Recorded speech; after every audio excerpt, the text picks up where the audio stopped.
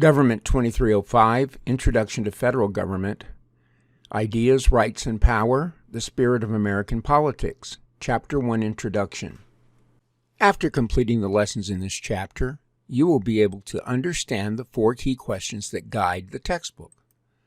Contrast negative liberty and positive liberty, distinguish between a democracy and a republican form of self-rule, explain the concept of limited government and how it has evolved, describe the roots of American individualism and contrast them to the idea of community, explain why the American dream remains a powerful and polarizing force in American politics,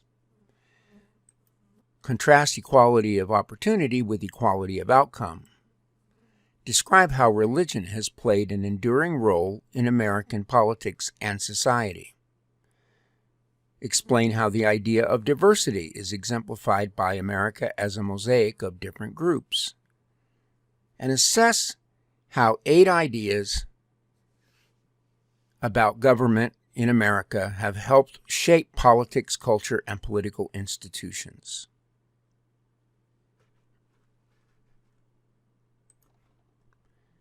The infographics that will be presented on this slide show us how American political ideas are apparent in our understanding and practice of politics, both as elected representatives and as members of the electorate, those who actually choose who represents us.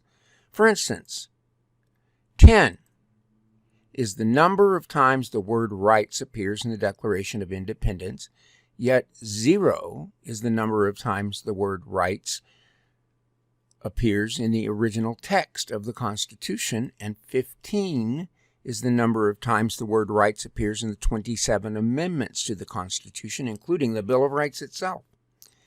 41 is the number of the Declaration's 56 signers who owned slaves.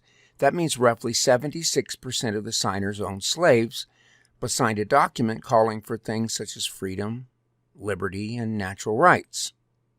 86 is the percentage of Americans today who say that a representative democracy is a good way to govern the country. 40 is the percentage of Americans who support rule by experts or bureaucracy.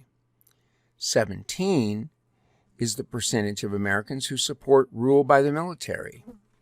53 is the percentage of total wealth in the United States that is owned by the top 1% of the population. 36 is the percentage of total wealth in the United States that is owned by the bottom 90% of the population. And 65 is the percentage of Americans who agreed in 2018 that government should act to reduce economic inequality. Clearly, when one looks at these numbers with an objective eye, there are disparities between how Americans see themselves as a society versus the traditional view of America as a shining city upon a hill. This graphic is a word cloud display representing which words appear most often in the original text of the United States Constitution, not including the 27 amendments. There are several interesting points that appear. Clearly, united and states are prevalent, as we would expect, but state on its own is the 3rd largest occurring word, indicating the important role that the individual states played in the framers' minds. President appears roughly the same number of times as Congress, yet court, judicial, judges, and other words indicating a reference to the 3rd branch of government is almost unnoticeable. Very little appears concerning the individual citizens, a concern felt by many of the framers which led to the Bill of Rights. To put this in relation to current political issues, see how long it takes you to find the words tax, debt, and money.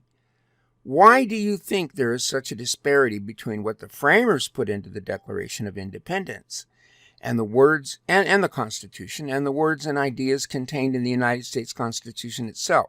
Consider there was only an 11-year difference between the two.